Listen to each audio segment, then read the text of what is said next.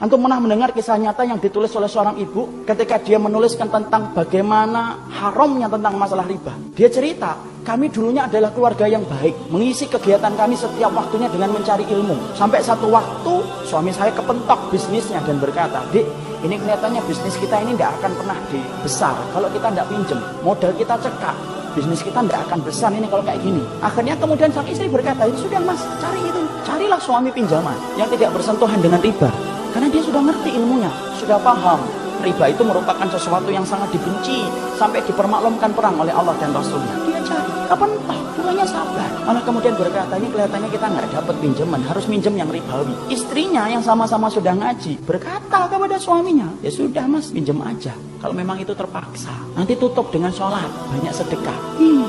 Riba mah tidak bisa ditutup dengan sholat dan tidak sedekah.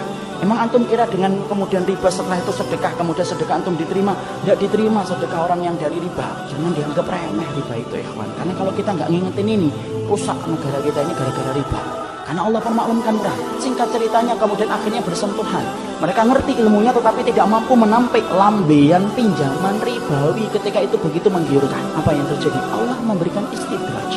Usahanya berhasil. Kemudian sang istri bercerita ketika usahanya semakin besar, maka kegiatan kami yang setiap harinya mengkaji, mendatangi majelis ilmu, kemudian jarang kita datangi. Karena kesibukan kami untuk kemudian mengatur bisnis kami. Suami saya kemudian mulai jauh dari kajian ilmu. Suami saya kemudian mulai menjauh dari panggilan sholat dengan alasan sedang rapat ataupun sedang nganter barang. Puncak-puncaknya, kemudian terjadilah satu dosa besar yang dilakukan oleh seorang suami, di mana istrinya tidak lagi bisa memaafkan. Kabar rumah tangga itu karam, tenggelam. Yang menarik adalah ketika sang ibu menuliskan kisah nyata itu, beliau mengatakan, saya tidak menyalahkan suami saya tidak menyalahkan bisnisnya, tapi yang saya salahkan adalah ketika kami sudah sibuk mengkaji ilmu, kami ngerti riba itu haram, tapi ternyata kami tidak mampu untuk meninggalkan.